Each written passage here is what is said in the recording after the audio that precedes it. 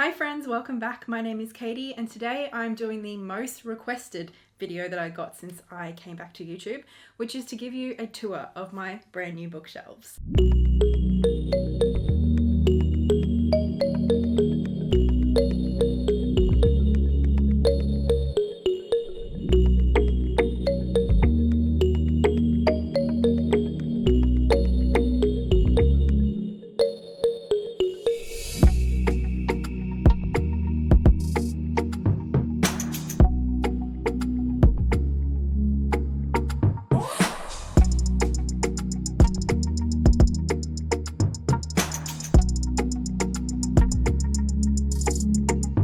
My partner and I recently bought our first home. We bought this apartment a couple of months ago and we're so thrilled, and I am so grateful and lucky to have this whole room to myself. And my partner and my father built me a beautiful set of good old Ikea shelves. They're looking good. I'm excited. They're not completely finished yet in terms of like me setting them up and styling them, but I think they're good enough for me to give you a good look. And it has been a little while since my last bookshelf tour, so I think this will be some good fun. Let's jump right in. Firstly, I just want to give you a bit of an overview of the organization, I guess. It's not strictly organized into genres, but there is a bit of a system going on. So let me walk you through it. On the very top shelf, it's quite hard for me to reach without sort of like climbing up on the shelf. So I've sort of put things that I think look cute up there mostly. And it's also got stuff that I'm not really going to reach for regularly. So it sort of serves as like cute storage. That's the idea. I would like to sort of work on this a little bit more over time. If I get like cute little presents or I see things at markets that I think will be sweet, I might put up there, but this is what we're working with for now. So right up the top there on our first little cube, I've got a weird Totoro remake toy thing that Mum and I found at a market shop one day that we thought was adorable, as well as my Doctor Who fairy tale box set, which one of my best friends got me for my birthday last year. Then the next box along, I have my Nevermore Morrigan Crow books that have been released so far. I cannot wait for book 4, and a couple of little cute storage boxes. Then I have my BTSB album and a beautiful print that Laura Bowen sent me from her saltwater reading cards. Then I have this vase that I got from Timor-Leste when I visited there a few years ago with my uni course, and the Goodnight Pum Pum series. In the next two boxes, I mostly have stuffed toys, some from when I was a kid, some are more recent, but I love them all. And I also have my Join the Dots, which is sort of like a special edition of B-sides and extra songs and recordings from The Cure, which have been my favourite band since I was like 13. These bookcases are just the Billy bookcases from Ikea, but like the skinnier ones rather than the full-size bookshelves. And I have 6 of them across, and I also got the extra bit on the top because we have quite high ceilings in this apartment, which is lovely. So I have 7 shelves, so a lot of space. And most of my books that like I actually read and that I want access to are from the 2nd to the 6th shelf. So the very bottom shelf is kind of got storage and like heavy items. The top shelf we just spoke about has my cute stuff. Now let's get into the meat of it, the books. The very first box is a bit of a mix in itself. I have some mental health titles, especially around bipolar.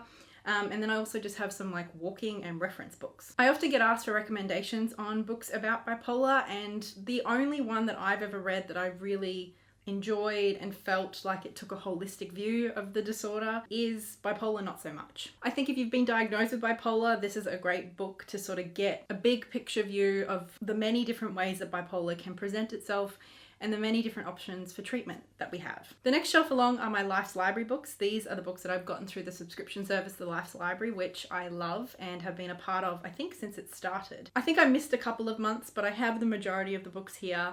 Not all of them I've read, but most of the ones that I have read, I've really enjoyed. The Life's Library is how I've discovered a lot of what are now some of my favorite books, including We Crossed a Bridge and It Trembled, which is all about Syria. And of course, I got the very first book of the Murderbot Diaries in that subscription box. Every book I've read of the Murderbot Diaries, I'm like obsessed with, love it.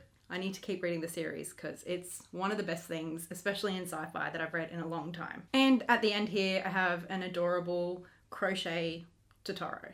Does it get any better than that? Then 2 and a bit shelves are dedicated to the one and only Margaret Atwood. I've spoken about before how she is one of my favorite authors. She was sort of the author that got me into reading.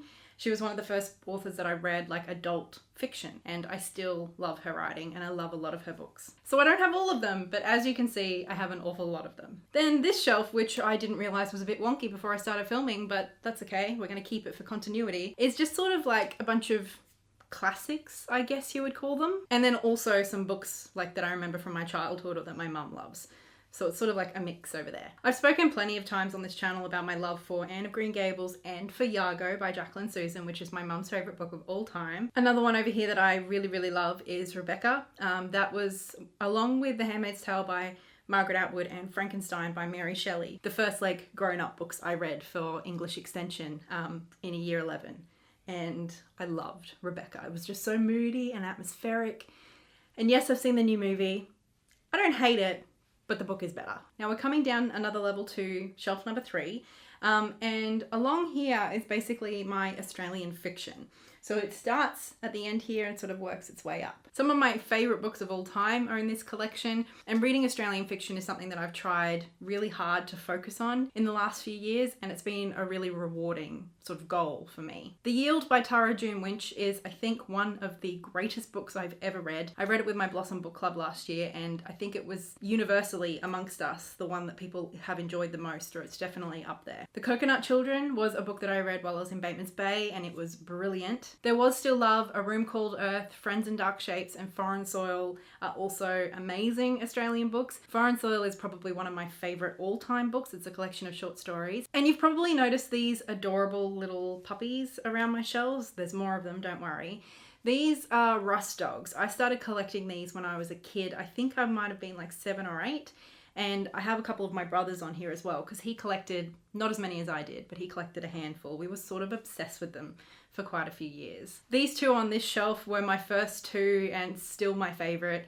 They're Rusty and Bandit, and they're just so cute. Then just next to those, I have a couple of anthologies, Australian anthologies. Then from the next column over, but on the same row, God, we need like a diagram for all of this, don't we? These are my Australian non-fiction, and this is a beautiful little teacup that my best friend's mum got me for my 21st birthday. Thank you, Lisa. And again, I really try hard to read a lot of different stuff from a lot of different places by a lot of different people, but I do try to make sure that I'm consuming a lot of Australian content. My most recent read from this collection was Emotional Female. This is sort of getting quite a bit of hype this year in Australia, and with good reason. It's basically the autobiography memoir of a young doctor here in Australia. She basically burns out. She experiences a lot of microaggressions, racism, a lot of sexism. I picked up a secondhand copy of My Brilliant Career recently when I was on my trip to Bateman's Bay, because it is written by Stella Miles Franklin, and both of the major literary prizes in Australia are named after her. Our Miles Franklin is sort of like our big deal literary award, and then the Stella is a newer one that was created to award specifically female writers in Australia. Haven't read it yet, but I'm looking forward to it when I get to it. A couple of my other favourite books on this shelf would definitely be City of Trees by Sophie Cunningham, Maybe Tomorrow by Bori Monty Pryor, and My Place by Sally Morgan. Sally Morgan's My Place is one of the most impactful books I've ever read. It was incredible. It's a bit slow starting. I actually did a whole vlog of me reading it over on my other channel, which I'll leave a link to, but I think it's important and I think every settler in Australia should read it. Now, our final box on this shelf is sort of where some of my decks start. And here I have some of my Australian Oracle decks. My decks are probably the least organised thing about this shelf, so I've still got to work on that. But here are some of my favourite decks of all time, including, of course, the one and only Saltwater Reading Cards by Laura Bowen, the deck that I talk about probably the most the last couple of years. Dreamtime Reading Cards were my first love, and then also a couple of Sherilyn Darcy's and Mel Brown's. Now we're moving down to the next shelf. Over on this next box, I have my translated works, which at the moment is pretty much Korean and Japanese. And one of, I think, my favourite books of all time. I read this year, so it's definitely one of my favourite books of the year, without a doubt, and I'm still sort of obsessed with it and already want to reread it, and that is There's No Such Thing as an Easy Job. This book is funny and charming and heartwarming and life-affirming and just like quintessentially millennial, and I'm obsessed with it. The next box over is where I start my international fiction, and when I say international, I just mean anything that as far as I'm aware, is published outside of Australia. At the beginning, I have a few of the poetry collections I have. not many of which I've read yet, but we'll get there, that's okay. And then it just moves into the mostly novels and a few short story collections. My most recent reads on this shelf were Baby and Asylum Road. Baby was written by a New Zealand author and it was weird, to say the least. I'm still not really sure how I feel about it. Asylum Road was a bit slow in places, but I really loved the writing and I really enjoyed the story. Loved the ending. Great book. Then at some point, although I'm not exactly sure where, it turns into like sort of the sci-fi fantasy section. I haven't actually read a whole lot of these. I have read the 2 Brandon Sanderson Skyward books. Really like those. Then to be honest, this one over here is the shelf I sort of don't really want to show you because I don't really know what it is. It's sort of books that I didn't really know where I wanted to put, and I'm not sure. I don't know, I'm just not sure about them at the moment. The Becky Chambers books I got in the Wild Book Box, which is a subscription service that send you mystery books basically, based on your book tastes. I have not read them yet though, and then there's a few of the Green Brothers books and a couple of other things too. I did love Turtles All the Way Down. I actually did a review here, my first fiction review on my channel. I don't know if it's a book I want to reread though, because it was pretty intense for me. Now let's move back over and down again. What are we on now? Like A5, I think?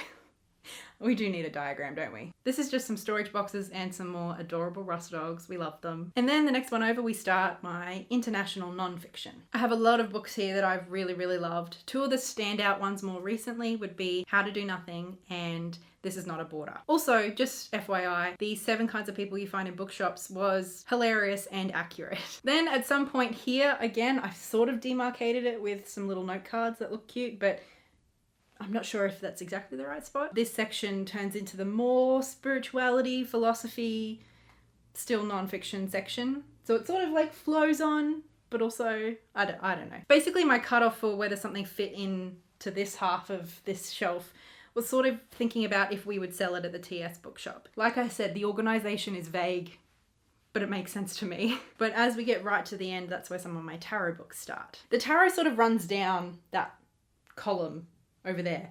I don't know that it's really working. I don't know that it's ideal, but I haven't quite figured it out yet. Let me know if you have any ideas. We're getting there. We're getting there. We're now down to the second bottom shelf. Let's readjust the camera. Down here is where my manga and graphic novels live. Mostly manga, let's be real. Probably my favourite in amongst these at the moment is the I Wonder bookstore.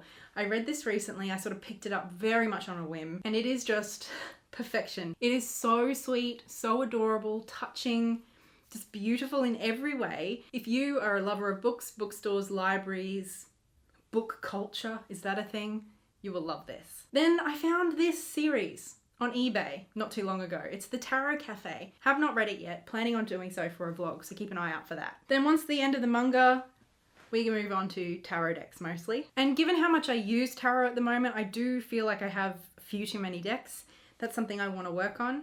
But I also realized that last year I missed doing my annual tarot deck collection and oracle deck collection video. So let me know if you'd still like me to do those. And then the very, very bottom shelf, which I know you can't see in this shot, but I will show you, is sort of like my big heavy books, some reference books, some journals and diaries and like folders for uni and stuff. And again, right over in this corner is my big tarot books. So that is my new bookshelf tour. I hope you enjoyed, and I hope the lighting hasn't been too weird in this video. I do apologise. I shouldn't have left it until 4 o'clock to film. Let me know if there's any books in particular you're interested in, or if you'd like me to see do a reading vlog of, or if you want me to do a review of. I don't know. Let's just chat books in the comments. Anyway, that is all from me for now. Thank you so much for watching, and I will talk to you soon. So much love. Bye.